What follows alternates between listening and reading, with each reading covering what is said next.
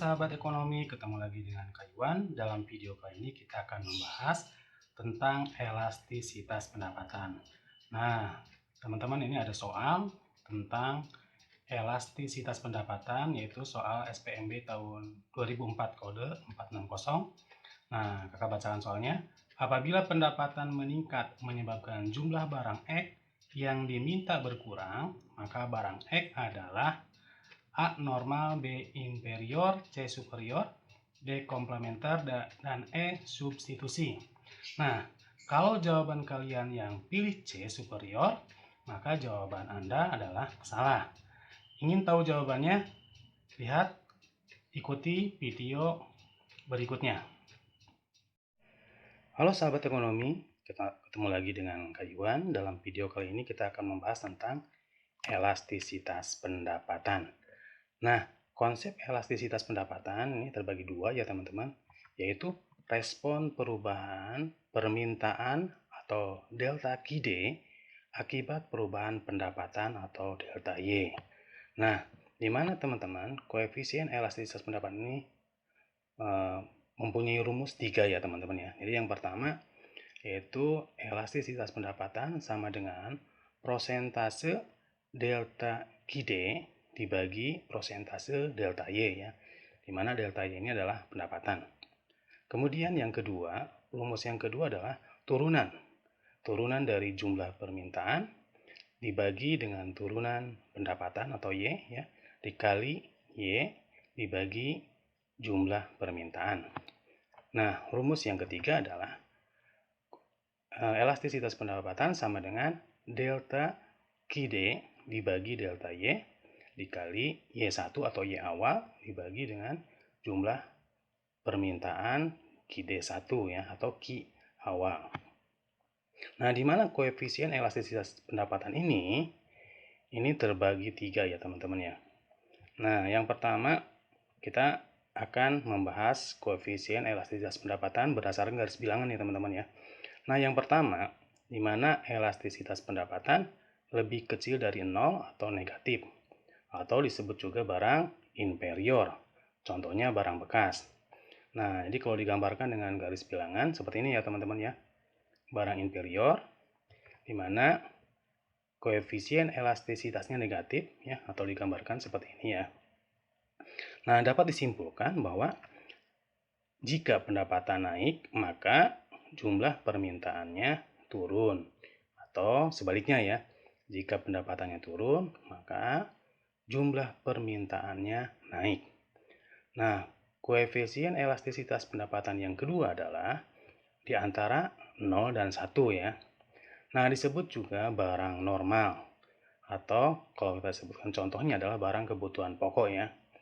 Nah, kalau digambarkan di garis bilangan seperti ini teman-teman ya. Barang kebutuhan pokok ini di antara 0 dan sampai 1 ya, disebut juga barang normal ya. Nah, digambarkan seperti ini. Nah, dapat disimpulkan ya, jika Y naik atau pendapatan naik, maka jumlah permintaannya naiknya lebih kecil. Atau turun, maka jumlah permintaannya turun lebih kecil. Nah, ini bisa digambarkan dengan seperti ini ya teman-teman ya. Nah, digambarkan seperti ini, di mana delta Y-nya atau perubahan pendapatannya lebih besar dibandingkan perubahan permintaan. Oke, kita bahas koefisien elastisitas pendapatan yang ketiga adalah lebih besar dibandingkan 1 ya. Nah, disebut juga barang superior. Contohnya barang mewah. Nah, digambarkan di garis bilangan seperti ini ya, barang superior, di mana contohnya adalah barang mewah, koefisien elastisitasnya lebih besar dari 1.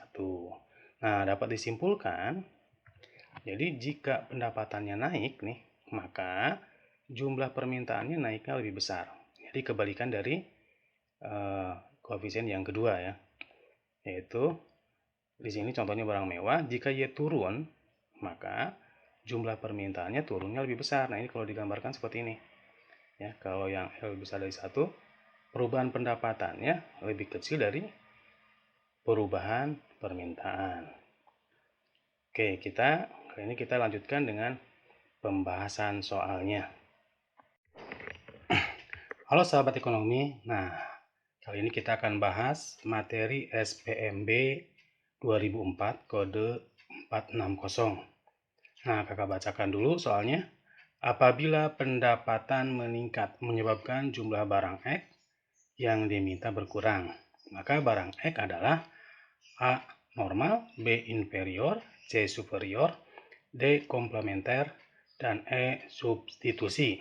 Nah, kita bahas di sini. Nah, diketahui pendapatan atau Y naik dan KIDX dan jumlah permintaan X turun. Nah, dari sini ya. Jadi pendapatan meningkat.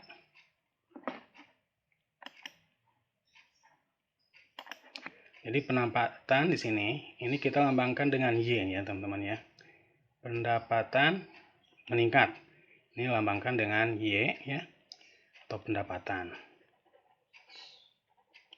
Kemudian jumlah barang X, nah ini jumlah barang X gini, kita lambangkan dengan QDX. Yang ditanya adalah barang X ya. Nah, barang X ini barang apa? Nah, jadi di sini diketahui Y-nya itu naik, pendapatannya naik, dan jumlah barang X-nya turun. Oke ya. Jawabannya adalah jika Y naik dan QDX turun, berarti teman-teman sudah bisa menjawab ya dari pembahasan sebelumnya materinya. Berarti ini barang apa? Barang, kalau negatif apa? Barang inferior ya. Jadi jika Y naik dan QDX dan jumlah X turun, berarti barang ini adalah mempunyai koefisien elastisitas negatif ya. Jadi koefisien elastisitasnya negatif karena jika Y-nya naik dan QDX turun adalah berlawanan ya. Nah, artinya barang X itu adalah barang inferior. Jadi jawabannya adalah B. Demikian pembahasan dari kakak. Kita lanjutkan dengan video selanjutnya. Halo sahabat ekonomi, ketemu lagi dengan Kak Iwan. Kali ini kita akan membahas soal SBMPTN yang kedua. Nah, dari soal ini, soal SPMB tahun 2005 ya, kode 461, kakak bacaan soalnya. Tuan Amir memiliki pendapatan sebesar 10 juta rupiah per bulan, digunakan untuk membeli barang X sebesar 10 unit. Ketika pendapatan Tuan Amir naik menjadi 20 juta rupiah, permintaan akan barang X naik menjadi 15 unit. Dari ulasan tersebut, barang X merupakan barang apa?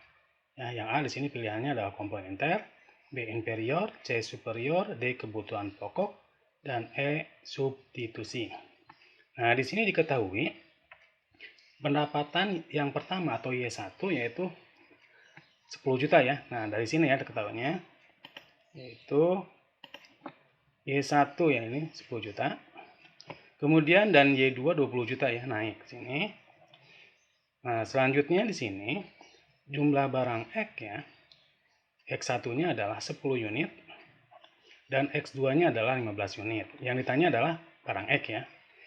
Nah, kita menggunakan rumus seperti ini ya teman-teman ya. Mencari koefisien elastisitas, yaitu delta QD dibagi delta Y kali Y1 Y awal ya, dibagi QD1 atau QD awal. Nah, di sini delta Q itu berarti selisih dari jumlah permintaan QX2 dikurangin QX1 15 dikurangin 10. Itu jawabannya 5 ya teman-teman. Y2 dikurangin 10 yaitu delta Y ya, 10 juta ya. 20 juta dikurangin 10 juta yaitu 10 juta. Ini adalah Y1 10 juta yang Y awal ya, pendapatan awal yang ini. Kemudian yang 10-nya adalah X1 ya, QX1. Nah, ini dicoret nih teman-teman ya, karena ini sama. 5/10 sama dengan 0,5 ya. 0,5. Nah, artinya kalau 0,5 ini berada di antara 0 dan 1. Berarti kalau antara 0 dan 1, kita bisa menyimpulkan barang ini adalah barang normal ya, atau barang yang masuk kebutuhan pokok ya. Jadi pada saat pendapatan naik sebesar 1%, maka jumlah yang diminta akan meningkat sebesar 0,5%. Nah, termasuk barang kebutuhan pokok. Jadi jawabannya adalah yang D. Demikian pembahasan dari kakak.